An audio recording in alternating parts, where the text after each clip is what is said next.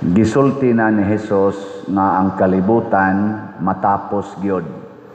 Unya sa dili pa nimo abot dunay mga pasiuna kaning mga gubat, kamatay, kagutom, linog, mga bagyo, mga timailhan sa langit ug sa yuta nga mga makahahadlok mao nay gisulti sa Ginoo. Pero ang pinaka kakatapusan nga timailhan nga matapos na gyud ang kalibutan kun mohari na ang kaaway ni Kristo, kaning gitawag og Antichrist or Antikristo. Lingiyay mong tupad ing na wa pa mohari ang Antikristo sa inyo. O kinsa maning mga Antikristo matud pa sa unang pagbasa, kanang wa mo tuo nga si Kristo mao ang manluluwas, nga si Kristo mao ang matuod nga Dios. Ug unsa may ilang gibuhat, supako nila ang tanang pulong ni Kristo. Sige, lingiyan sa di mong tupad, ing naway nagsupak-supak ninyo ni Kristo sa inyo. Naawa. Wa? Kanang ingong ayaw pamakak, wa ginamakak sa inyo. Kanang moingos Kristo ayaw kasuko, wa ginasuko sa inyo. Oh, sabo pa nana ang Antikristo sa inyo. Nya kun mohari na ginistibo kalibutan ang Antikristo or Antichrist nga mga tao, tapuso na ang kalibutan. Mao na kung atong tan-awon karon ang sitwasyon sa kalibutan, unsa mas tan-aw ninyo, hapit na matapos o layo pa? Sa panahon gani ni Juan Ebanghelista nga nagsuwat sa atong unang pagbasa, John chapter 1, itong chapter, hindi bugo sa taning Bible. Mo lagi, John chapter 1, 1 John chapter 2. Iyan ang gisulti nga mga anak, duol na ang katapusan sa kalibutan. Sa mga 2,000 years kapina, iyan ang gisulti. Kaya ang one day manggod sa Ginoo, matod pa, ang usa ka adlaw sa Ginoo, libuan ka tuig na sa ato dinhi. So kung moingon si Juan hapit na, basig pila na lang ka adlaw. No? Pananglitan ron ang imong igsoon tuas abroad. Nya muanhi siya dinhi inig ka New Year. Karong adlaw, unsa may imong isulti? Hapit na o layo pa? Hapit na kay ugma naman ang New Year. Hapit na gid mauli inyong uyuan. Magdana tog mga chocolate. Abot gito ron, hapit na gyud kay ang iyang flight dito, ana. Pero sa ato ng measurement, hapit na. Sa measurement sa Ginoo, kanang usa ka adlaw nato dinhi sa Ginoo na usa na lang na tingali ka segundo or tunga na lang segundo. Sige, lingi ay mong tupad. Ing na murag hapit na ka. Ing na ba? Murag hapit na ka. Ana, nya dawato na nato nga hapit na. Nga naman, kay ug di na to dawaton nga hapit na, di ta mangandam. Mao man na itong style yun, generally speaking, layo pa gani, kumpiyansa ta. Pero hapit na, karakara dayon tagpangandam. Muna, ang gamiton ginatong word, hapit na. Katulang na nga matay karon, Congressman Akop. Kana sikat kay na karon, pistahan na social media. Kalit lang kamatay. Kadto si nga natong Cabral. Og tinuod gid na nga namatay. Kalit lang kamatay. Sa to pa, sige, pagkuto silag hearing, daghan pagkuto silag plano unta. Ila pang ipa-impeach og balik ang Vice Presidente. Daghan na sa kay sila karong mga insertion, mga allocables, kanang allocables na ni sikat na sana ron sa budget na naidaang ipamutang allocables. Kay ba mo anaon sa nang allocables? Di ba mo ta kadungog ana no? Kadungog na mo. Muna equivalent sa katong ilang mga pidap-pidap sa una nga nahimo sa tong isyu sa una. Maro kay na nila. Kana bang kada congressman o kada galingkod sa gobyerno sa dagkong posisyon maghimo og budget para sa iyang kaugalingon lamang nga inig-release sa budget iya nang kuhaon kay naka-allocate na niya mo ng allocable na allocated na para niya gi-earmark na niya mao na roy ilang gibuhat wala nay national gyud nga view sa project kada usa nila naghimo nag-project silang kaugalingon nga kun atong imaginon matud pas usa ka ni explain diha sa social media kung nakita mura kuno bag usa ka pamilya nagpuyo sa usa ka balay kita ba usa man ta kanasod usa kuno usa ka pamilya nagpuyo sa usa ka balay nya na ay mga 3 ka kwarto or 4 ka kwarto sa usa ka balay nya buslot to nag-atop ang balay nya guba nagkisami nya wa na guba naghaligi nya guba pagid ang ilang electrical wiring pero ang matag membro sa balay ang gihuna-huna unsaon pagpanindot sa akong kaugalingong kwarto so naghimo silang budget para sa ilang tagsa-tagsa ka mga kwarto pero wa nila budgete ang tibuok balay nakuha na ninyo mao na gibuhat rod sa atong mga leaders sa atong katilingban kantungod ng allocable wala na nila hunahunaa ang national na problema o mga kaayuhan ang gihunahuna na nila tungod aning allocable ang individual na nilang mga distrito, individual nilang probinsya, individual nilang departamento,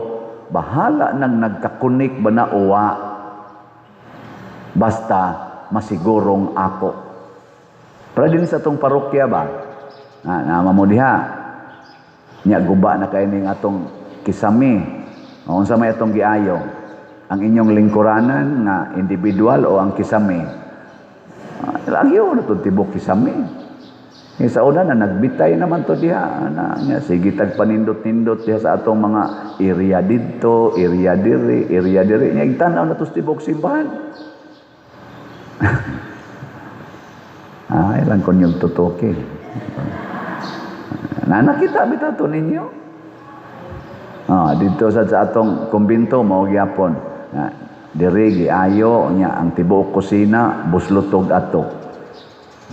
Diri gi pintal-pintalan nya ang didto tibuok kumbinto sigig agas iniguan saura na mog planggana. Anya unsa may itong buhaton? Ayaw nang atop. Mo nang giayo na to ang tibok atop.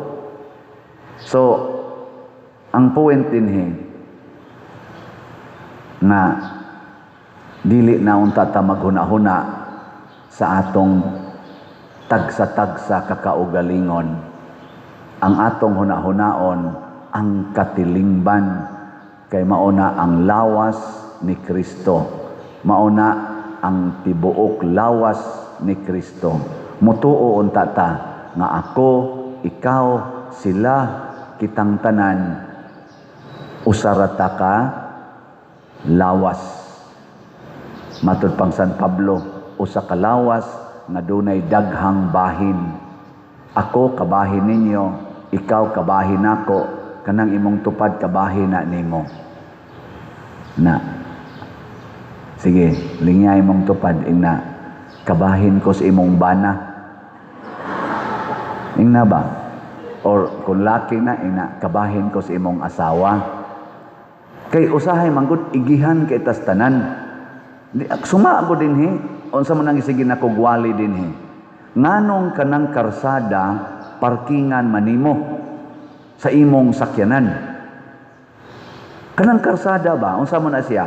Public place or private place? Public.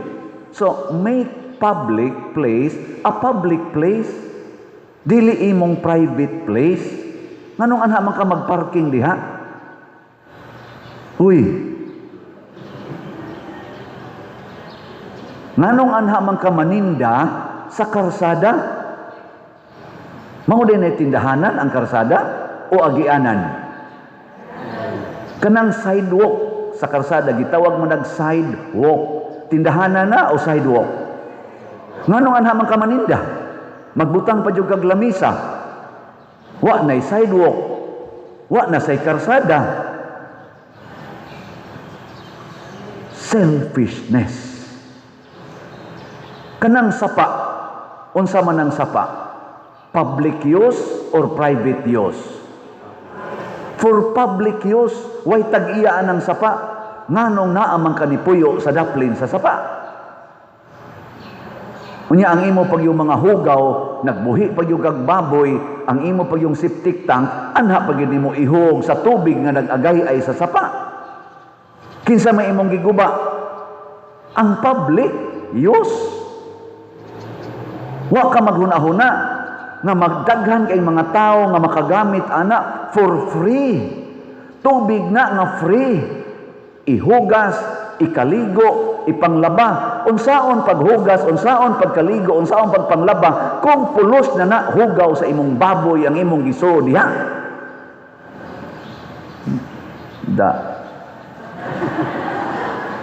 Maghuwat kitag na ay baha, na ay mga anod, na ay mga matay, mga banlas, una pata, maghunahon na og public, magpanon dayon didto, magpaluoy-luoy dayon, ana, uy, sa di pa na mahitabo, maghunahuna na tadaan, di ba ni dangerous sa public safety?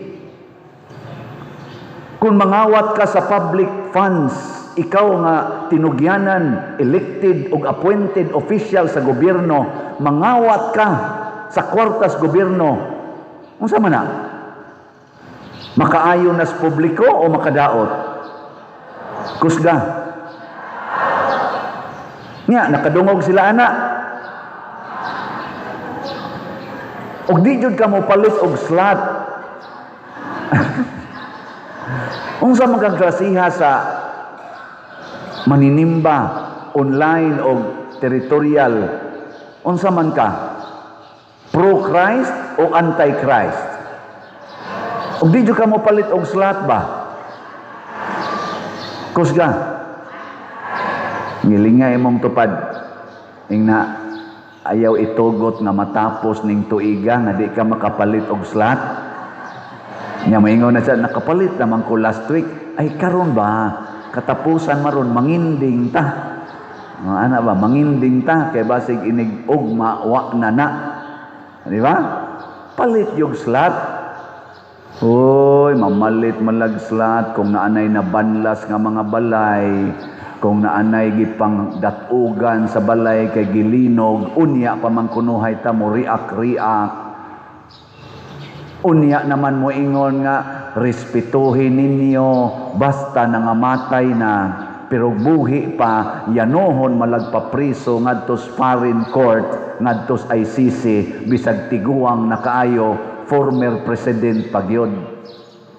Nya ini kamatay ana, moingon na sa ta, uy kaluoy, respetuhin ninyo ang patay. Respetuhi ang buhi ug ang patay. Dili lang ang mga patay. Karon na may sikat kay congressman nga namatay, nya gibas pagyod sa uban. Nya naasay ni react nga kawa ninyo yung mga batasan nganong inyo pa man ang gibas nga patay naman na. O mo respeto lang tagpatay. Unya ang buhi, yanohon lang nato og pa-impeach, yanohon lang nato og papriso. Yanohon lang nato og kawat ang ilang mga kwarta nga budget unta para ila. Unya ini kamatay o na pata mo respeto. Mga tigpakaron ingnon, mga anti-Christ. Ngano man si Kristo mga igsoon, buhi kun patay, matod pa ni San Pablo, iya gid ta ni Kristo. gihigugma kita ni Kristo. Maobitan na kanang atong ipakrimate ang lawas sa patay. Ambot o ni uso naman ginagmaayo karon. Pero hunahuna ako no. Sakto ba na nga pagrespeto sa imong minahal sa kinabuhi nga namatay? O kung ingon kang sakto na, i-connect ngadtong Kristo. Nisulti bas Kristo nga ipakrimit ko? Uso man ginang krimisyon nila sa una. Porti man ginang usuha, hapitan ng mamatay sa una, ikuan man yun, ikrimit man, mga pagans practices. Si Kristo ni promote ba na? Ang mga apostolis ni promote ba na? Ang mga santos? Kunwa gani, arita mo sunod ni Kristo. Otherwise, mahimo tang antikristo. Kanang pagpakulors buhok, nag-promote ba na si Kristo? Kanang pagkiski sa kilay, ambot lang. Suway lang. Suway investigate, suway pamalandong. Kanang pagpalaygit, kanang pag-inom ng mga pills, nag-promote ba na si Kristo, si Mama Mary? Ugwa gani, di ta mubuhat ana, mahimo tang antichrist, atong gipadali pagtapos ang kalibutan. Kanimanggong antichrist, anti-truth na siya mga igsoon. Nya kay kusog naman kay pagpamaka karon ni saka ang kaso sa depression o hikog. Sa ato pa, na-shortened ang kinabuhi tungod sa pagpamakak. Na naghikog, kay naigo sa pagpamakak or nabiktimas mga bakakon. Kana day mga magpasalig-salig nga basta mo kuyog ka nako, di gid ti ka pasagdan. Inigsuka-suka na, di na makit-an ang nagtukhang niya.